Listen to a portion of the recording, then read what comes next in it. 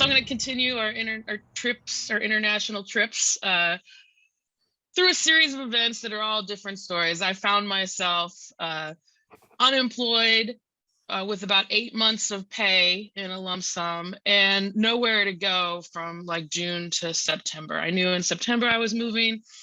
I didn't have a job in June. So we started what we called my rum springa, or some people called Eileen springa. I just was like, I'm 41. I'm going to party this summer. So when I was talking to people, one of my friends like, you got to go on a trip, you got to go somewhere.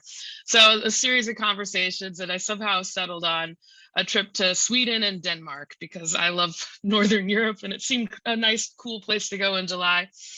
And I was prepared to go by myself, but then my friend Debbie was like, I would go with you. And so we hadn't really traveled together. And so we had a little meetup to decide, do we have similar traveling styles? My travel style is to, do a couple cultural things, like go to like a museum until it's socially acceptable to have cocktails. And it turns out that she also has that travel style. So we were like, yeah, let's do this. So we went to Sweden, we had a great time. And then a few days later, we took the train to Denmark and we did food tours. And that morning on this one day, Debbie wanted to go to, I think it's called Christiana, which is like this hippie enclave. They have declared themselves not to be an independent state from Denmark. Mostly it's so that they can like smoke pot and not get arrested. I hate hippies, but I was like, I'll go. If you want to go, you've done my things, I'll do your thing, whatever. So we did that, which took up enough time until it was okay for us to go get cocktails. And we had some Aperol spritzes on the canal, and then we went to dinner. And then we went later that evening to a cocktail bar that we'd seen on this food tour that this guy pointed out. He's like, there's a cute little cocktail bar. So we stop by the cocktail bar, we're getting drinks, and it's as it gets crowded later in the evening, these two guys are like, hey, can we join you? And we're like, yeah, okay, sure. So we start talking to the guys, and I don't know, Debbie's off like talking to them about the one guy about something. I'm talking to this other guy about the First Amendment because I don't know. He was like, I think I told him I was a journalist, and he was like, oh yeah, we have a similar law in Denmark. You can say anything you want to anybody, you just can't say anything bad about the Queen. And I was like, no, that's the whole point of the First Amendment. It's the opposite of that. And he's like, yeah, it's the same thing, just don't say anything bad about the Queen. So that's kind of how the conversation went. So then Debbie gets another drink and runs into like a Danish actor or something, and they have a chat, and she comes back and she was like, oh, I talked to this guy. It wasn't Mads Mikkelsen, that's all I know. I don't know who this guy was. And we started talking, we were talking about our kids, and the guys at the table are like, well, what kids? And she's like, oh, my son, he's 25 years old. And these guys are like, oh, well, we're 27. They're like, oh, we're like, yeah, we are not in our 20s. And then they have that moment that you sometimes have when you're with people who speak another language, where they turned to each other and had like a little whispery convo in Danish, where they're like, I'll translate the conversation for you. It was like, these ladies are old.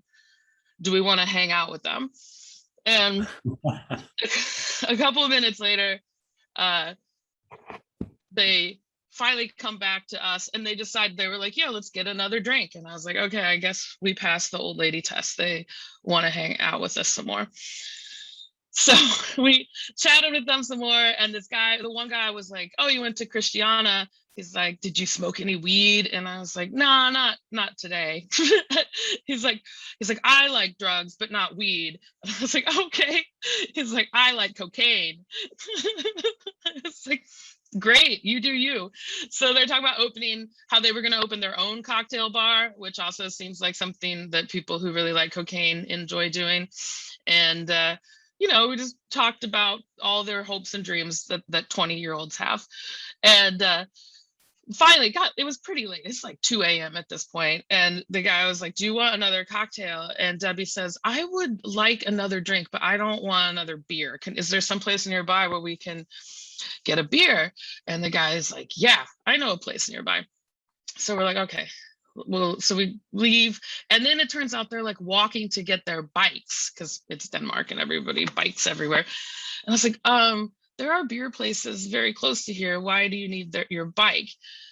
So we follow these guys up the street a couple of blocks, and I realized, I was like, Debbie, we're not going to another bar. We're going to this guy's apartment. And she's like, what? Where are we going to get axe murdered? And I was like, no, we're not going to get axe murdered. We're just going to try to get a bunch of cocaine thrown at us. So I was like, it is 2:30 in the morning. I am old. It's time to go home. So I was like, she's like, how are we going to get out of this? I said, up the street, there was like a 7-Eleven. And I said, I'm going to go in that 7-Eleven and get a soda. And you're going to tell the guys that, like, I don't feel well and I want to go home. You just blame everything on me. So I went in and kind of wandered around for a bit and bought some Danish soda that I don't know. And I came out of the store and I hear Debbie saying, we're going to go this way, which was near our Airbnb, and you guys can keep going this way. And that's how this is going to go. And I was like, okay, she didn't really blame it on me, but I mean, that works too. Just give them general directions. So they got the point. They understood. And we gave them a hug and quickly caught a cab. I got home at like 3 a.m. And the next morning I made coffee and then went back to bed. And finally around 1 p.m. when we both started feeling like humans again, she was like, we didn't get axe murdered. See, we didn't get axe murdered. And I was like, yes, but there are worse things than getting axe murdered. And that is being stuck in some 20-something-year-old's apartment with a bunch of cocaine. So it was nice to feel young, but it was best to know the difference in your old age.